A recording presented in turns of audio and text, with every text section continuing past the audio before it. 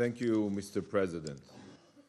Colleagues, this morning, in an act of outrageous absurdity and moral bankruptcy, the Chief Prosecutor of the International Criminal Court announced that he will seek arrest warrants for Israeli leaders and Hamas leaders.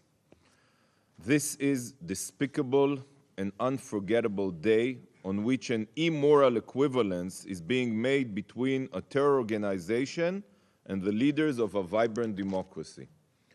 This is a dark day for the international community and a dark day for international institutions.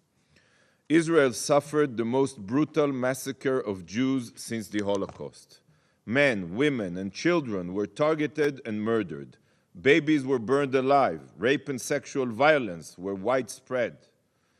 And from October 7th until today, Israel has been fighting against this evil to bring our hostages home and to prevent such atrocities from ever happening again. Israel is fighting for her future, justly, morally, and in accordance with international law. Yet, to the ICC prosecutor, the genocidal terrorists hold the same moral standing as the leaders of the law-abiding state of Israel. It is unfathomable. It is an immoral distortion of epic proportions. This is a blood libel, a witch hunt driven by pure Jew hatred and political interests. But even more than that, this is a clear sign of what international organizations have become. These international institutions, be it the ICC, the Human Rights Council, UNRWA, and other bodies, were established with the best of intentions.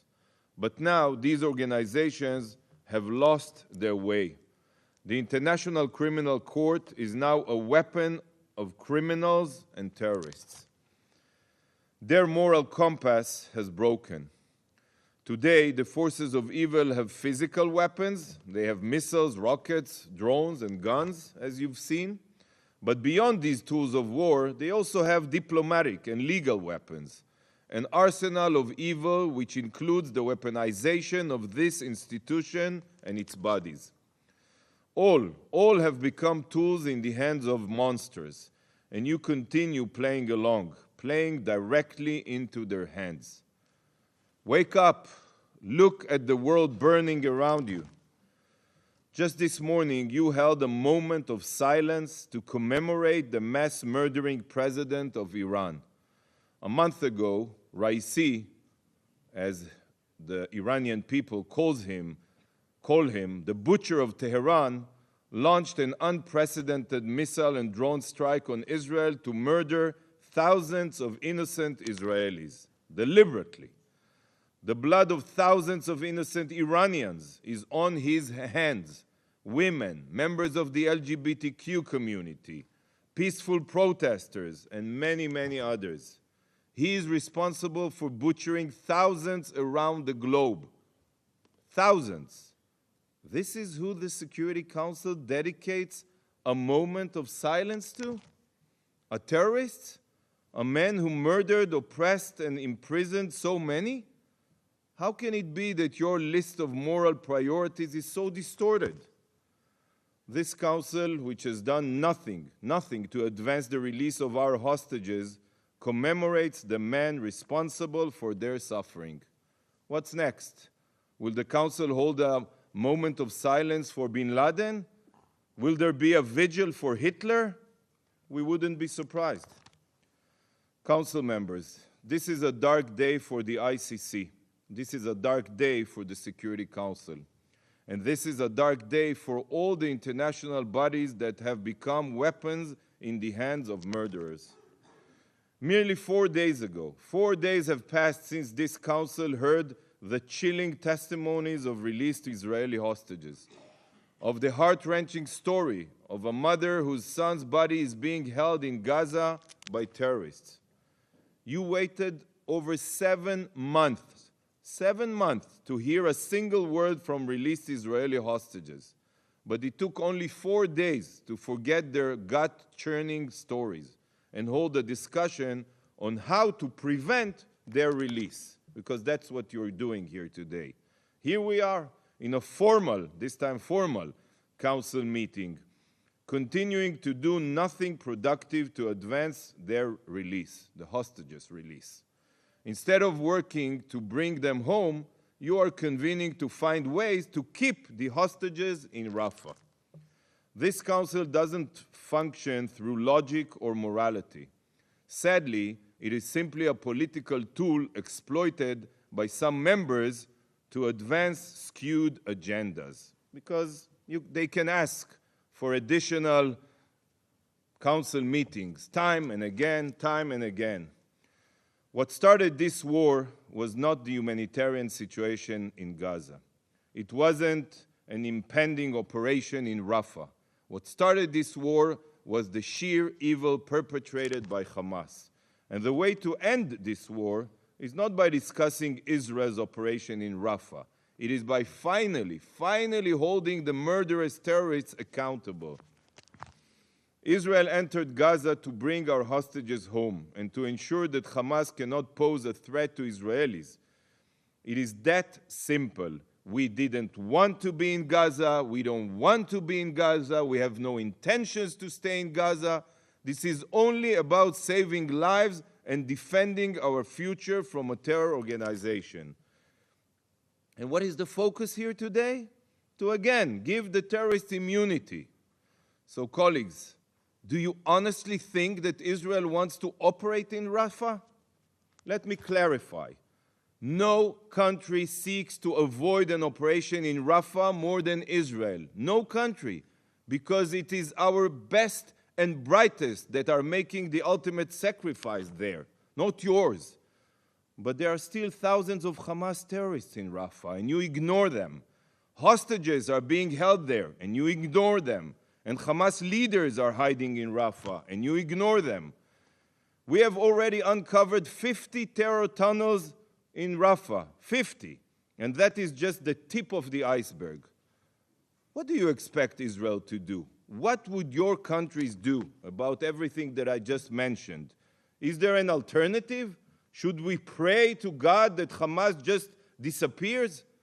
Is there a magic spell that we should cast to make sure that October 7th is never repeated? Every day we learn of more hostages murdered by Hamas. The clock is ticking, and we must take every step to bring them home. This is why a counter-terror operation in Rafah must take place. There is no other choice. You cannot extinguish a fire by putting only most of it out. It will spread again, and you know it. The fire of terror is burning in Rafah.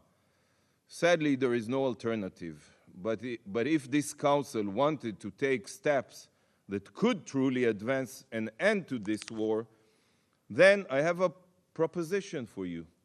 Designate Hamas as a terror organization. Impose sanctions on their leaders. Demand that they release the hostages and put down their arms. Show them that the council no longer follow their script. This war can end today, tomorrow. It's up to you. If Hamas returns the hostages and surrenders, not one more shot needs to be fired. Why are you not echoing this message to the world? It is Hamas that murdered and brutalized Israelis. It is Hamas that is holding 128 hostages. And it is Hamas that has sworn to commit the atrocities of October 7th again and again until Israel is destroyed. Call out the terrorists. Tell the Gazans who it is that is truly responsible for their suffering. Colleagues, when it comes to the evacuation of civilians from Rafah, my heart truly goes out to them. It is terrible. It is truly terrible that they have to be evacuated. Many of them, not for the first time. I agree with you. But the removal of civilians from an active war zone is not an act that should be condemned here. It is an act that should be supported, especially by a council mandated to uphold security and protect life. Close to 1 million civilians have already left Rafah, and more are leaving every day. They have moved to a designated humanitarian zone that is being filled with aid. And our hope is for as many more civilians to leave Rafah and move out of harm's way. Because you know why? Because temporary evacuation is reversible, but the loss of life is not. Israel is advancing its operation in Gaza slowly and carefully. Despite the fact that any military expert would tell you here that wars are won by taking swift and overwhelming action, but we try to mitigate as many civilian casualties as possible. What do you expect us to do? Should we grant immunity to the terrorists still in Rafah? Have you considered the message this will send to terrorists worldwide? What is the message here? Hide behind your civilians and receive immunity from the Security Council. Mr. President, today the Council chose to continue sitting idle. What the Council should be doing is taking action. Action against Hamas terrorists, action against Iran, and action against all those who seek to deliberately murder, rape, and destroy. Utilize your power and pressure the terrorists. Help bring this war to an end with Hamas eliminated and our hostages returned. Help us bring a brighter future for all. Thank you, Mr. President.